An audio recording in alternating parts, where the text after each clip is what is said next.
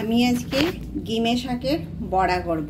গিমে শাকটা ভালো করে বেছে নিয়েছি, বেছে নিয়ে পরিষ্কার করে ধুয়ে নিয়েছি।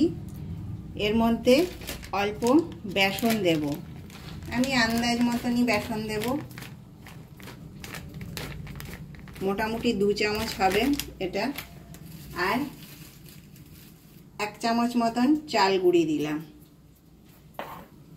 এর সঙ্গে কেটে রাখা কুচনো পেঁয়াজ আর লঙ্কা দিয়ে দেব।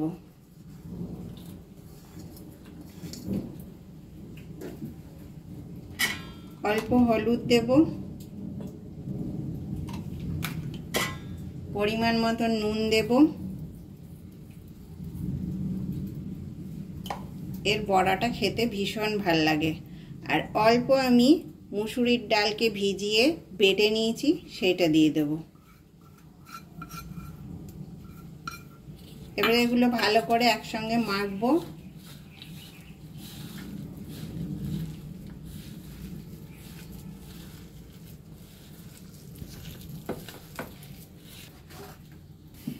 এর মধ্যে আমি অল্প খাবার সোডা দেব, দিয়ে আবারও খুব ভালো করে মেখে নেব। আমি এটা মেখে 15-20 মিনিট মতন রেখে দিয়েছিলাম। এবারে কড়াইয়ের মধ্যে তেল দিয়ে দিয়েছি, তেলটা গরম হয়ে গেছে। আমি এখন বড়াগুলো ছাড়বো, দিয়ে ভেজে নেব।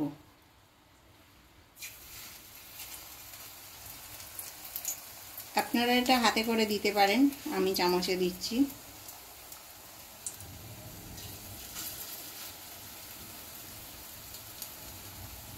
এইভাবে প্রত্যেকটা বড়া দিয়ে দিতে হবে।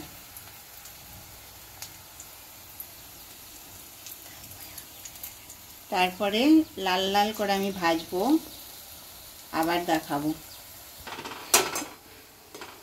এইভাবে সমস্ত বড়াগুলো আমি লাল লাল করে ভেজে নিয়েছি। এটা খেতে একটুখানি তিতা তিতা হয়, এটা সুগার রোগীদের জন্য খুব ভালো। আর তিতা খাওয়া তো সর্বদাই ভালো। আপনারাও এইভাবে একবার বানাবেন, বানিয়ে দেখবেন, এই বড়া খেতে খুব ভালো লাগে।